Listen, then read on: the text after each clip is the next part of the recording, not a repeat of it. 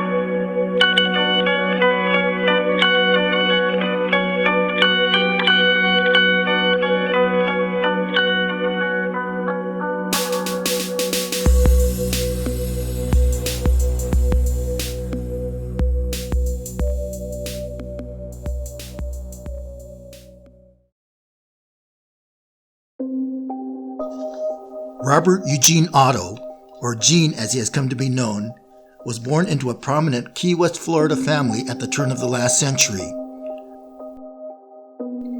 In 1904, while traveling in Germany, Gene's grandmother bought a doll for her grandson and brought it back to the U.S. to give to Gene.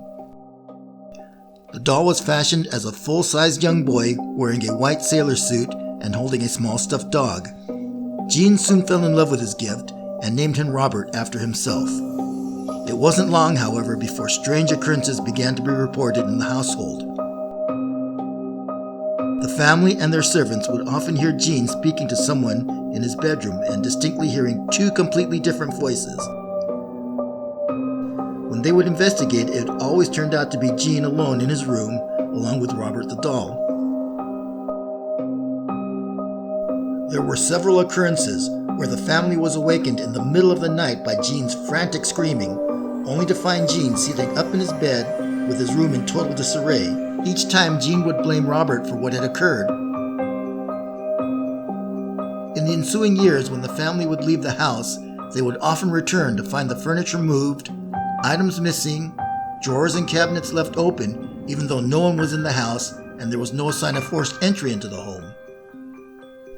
Oftentimes, Robert would be found in different parts of the house, even though he had always been kept in Gene's room. There are many reports from family members or visitors hearing the eerie sounds of a child giggling throughout the house. At this point, the family became fed up and decided to move Robert to the attic where he could no longer wreak havoc upon them. After the death of Gene's parents, Gene continued to live in the house, where he would go on to become an accomplished artist and painter. Upon Gene's death, the house and its contents, including Robert the doll, were sold to Myrtle Reuter in 1974. Myrtle then turned the house into a bed and breakfast and moved Robert back into Gene's old bedroom, which is located on the second floor facing the street. Tenants would often complain of strange noises and footsteps coming from that room, and passers-by on the street would claim to actually see Robert moving from window to window. Myrtle moved out of the house 6 years later, and she took Robert with her.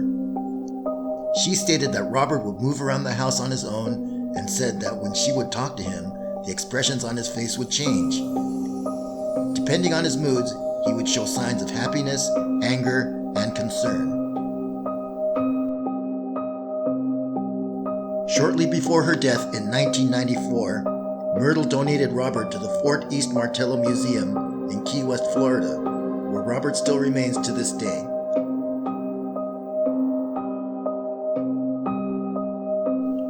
Museum staff immediately noticed strange occurrences at the museum once Robert took up residence there.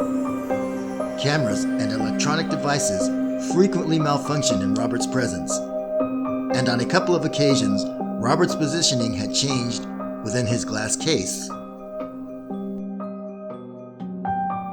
Is Robert really a possessed and haunted doll? Or Is he just the product of unfounded rumors and overactive imaginations? If you would like to visit Robert, you may do so at your own risk. The next time you're in Key West, Florida, stop by the Fort East Martell Museum and pay Robert a visit. If you dare.